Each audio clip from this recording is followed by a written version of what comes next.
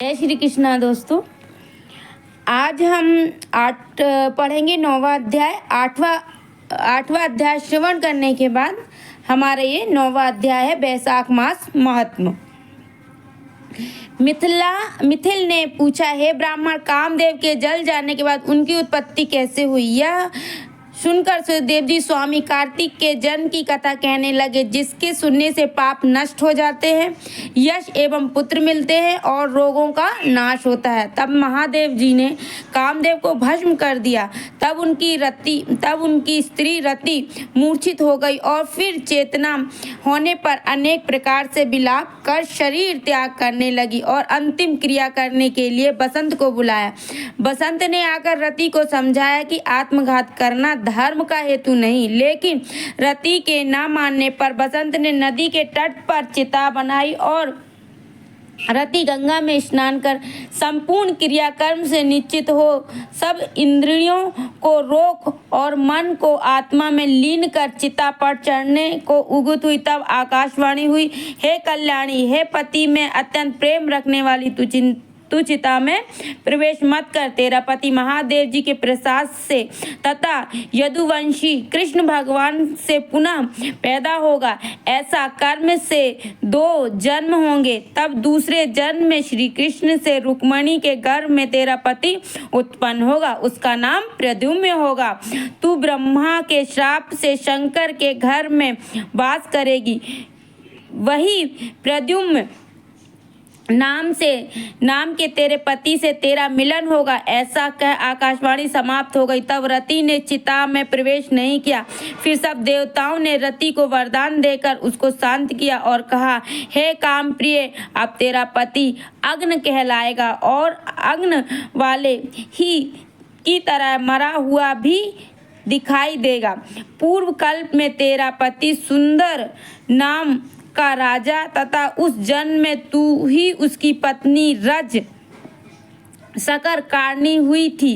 इसी से तेरी यह दशा हुई है। अब तू बैसाख मास में प्रातः काल मंदाकिनी नदी में स्नान कर मधुसूदन भगवान का पूजन कर और उनकी दिव्य कथा सुनकर अशून्य शयन नाम का व्रत आरंभ कर। ऐसा करने से तेरा पति तुझे अवश्य मिल जाएगा, इसमें संदेह नहीं है। रति को ऐसा वर दे सब देवता अपने अपने स्थान को चले गए और रति भी कलेश से निर्वृत्त हो गई। मेष की संक्रांति में गंगा स्नान का अशून्य शयन व्रत धारण करते हुए उसे तत्काल कामदेव दिखाई दिया। पूर्व कल्प में भी वह यह बड़ा धर्म परायण राजा था, मगर उसने बैसाख मास में कर्तव्य धर्म नहीं किया था, इसलिए कामदेव परमात्मा का पुत्र होने पर भी अंगहीन हुआ।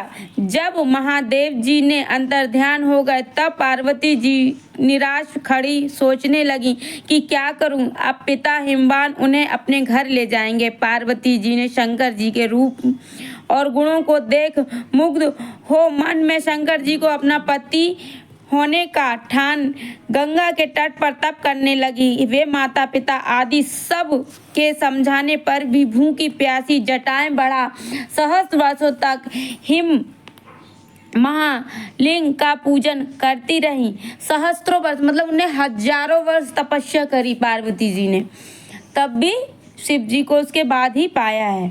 तब महादेव जी सायंकाल ब्रह्मचारी के वेश में उनके सामने पर्णकुटी पर अनेक प्रकार की परीक्षा कर और अपने में दृढ़ देख बोले, हे भद्रे, जो तुम्हारी इच्छा हो सो वर मांग लो। तब पार्वती जी ने वर मांगा कि हे रुद्र, तुम मेरे पति हो, तथास्तु ऐसा ही हो।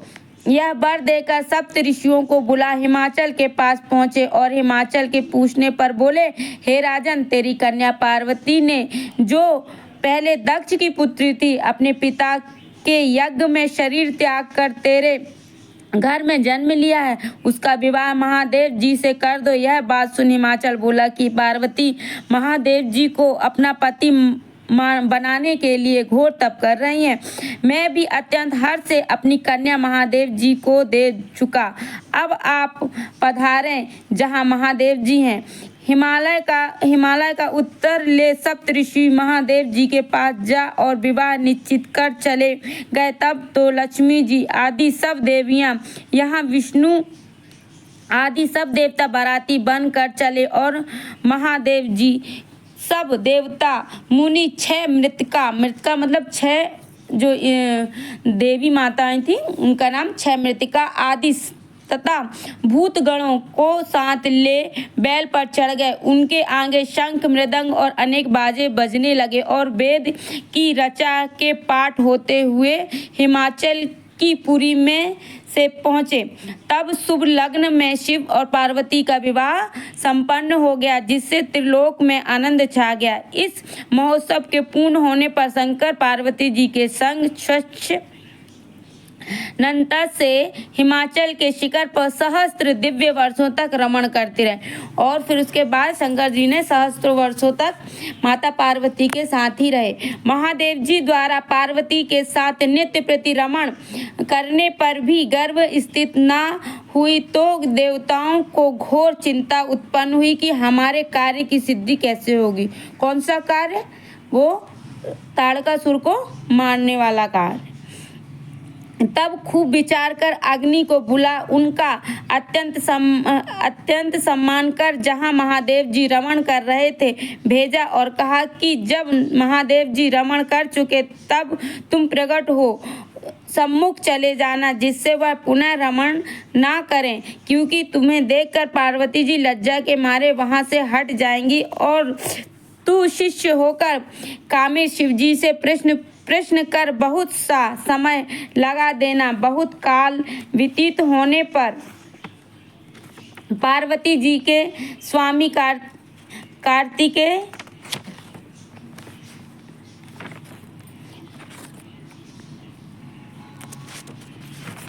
पार्वती जी के गर्भ से स्वामी कार्तिकेय का जन्म होगा। अग्नि देवताओं से विदा हो महादेव जी के पास, जिससे वस्त्रहीन पार्वती बड़ी लज्जा उत्पन्न हुई और रमण छोड़ अलग हट गईं। तब महादेव जी को बड़ा क्रोध हुआ और अग्नि से बोले, दुर्मते, इस स्खलित वीर को जो दुख सह तू ग्रहण कर, तेरे मुख में त्याग दूंगा। ऐसा कह अग्नि के मुख में वीर छोड़ दिया। उस प्रचंड वीर के उदर में प्रवेश होने से अग्नि ने दुखित हो स्वर्ग लोक में देवताओं के पास जा सब वृत्तांत कहा, जिससे देवताओं को वीर के स्थित हो जाने से हर्ष हुआ, परंतु प्रसव कैसे होगा इसका अत्यंत दुख हुआ। अग्नि के उदर में महादेव जी का तेजोमय वीर बढ़ने लगा। 10 महीना हो गए और प्रसव का कोई उपाय न हुआ। तब अत्यंत दुखी हो देवताओं को संग ले महायशस्विनी गंगा के पास जा सब स्तुति करने लगे। हे माता, तुम देवताओं के निमित्त शंकर के इस तेज को धारण कर लो। जो अग्नि का प्रसव बढ़ रहा है वह स्त्री न होने से प्रसव नहीं होता, हमारी रक्षा करो। ऐसी प्रार्थना करने लगे। पर गंगा ने कहा, तथास्तु। सब देवताओं के कहने पर से अग्नि ने गर्भ मोचन मंत्र से गर्भ का आकर्षण कर लिया। शंकर जी के तेज को गंगा जी में छोड़ दिया। यह तेज बड़ा दीप्तिमान और लोकों में असहनीय था। कुछ मास पर्यंत गंगा जी ने उसे सहन न कर सकी, जिससे जल सूख गया और रक्त कलेवर दिखाई देने लगा। तब अत्यंत दुख से व्याकुल हो अपने उदर एवं अपने गर्भ को त्याग जो सर्पतों में गिरा, जहाँ विदीर्ण हो उस गर्भ के 6 भाग हो गए। तब ब्रह्मा की भेजी 6 कृतिकाएं आईं। उन्होंने शरखंडों से विभिन्न संभव तेज के 6 भागों को ग्रहण कर 6 मुख कर पुरुष बनाया, जिसका शरीर एक ही था, जिससे बहुत दृढ़ कर दिया और पुरुषाकार 6 मुखी शरीर बहुत समय तक शरखंडों में वैसे ही पड़ा रहा। उसका कोई रक्षक नहीं था। एक दिन बैल पर चढ़े हुए महादेव जी उसी स्थान से होकर श्रीशैल को ले जा रहे थे। श्रीशैल मतलब पार्वती जी की सहसा पार्वती ने स्तनों से दूध की धार ढड़कने लगी। तब विस्मित हो पार्वती जी ने महादेव से अकस्मात स्तनों से दूध बहने का कारण पूछा। महादेव जी बोले, तेरा पुत्र ही यही नीचे पड़ा है और उसने रमण की बात तथा अग्नि का आना, जिससे पार्वती को देखते ही लज्जा के मारे हट जाना, वीर खलित होने से क्रोध में आकर अग्नि के मुख में छोड़ देना और गंगा के जलने से गंगा के शरखंडों में छोड़ देना और वहां से उनके 6 भाग हो जाना, मृतिकाओं के दृढ़ कर देने का वृत्तांत सुनाया। फिर कहा, उसकी आकृति पुरुष की सी हो गई, उसी को देख तेरे स्तनों में दूध टपकने लगा और उनका पराक्रम विष्णु के समान होगा। तुम इनका पालन पोषण कर, यही तेरे औसत पुत्र है, जिससे उठकर ले चल। महादेव जी की बात सुन पार्वती जी बालक को उठा गोदी में बैठा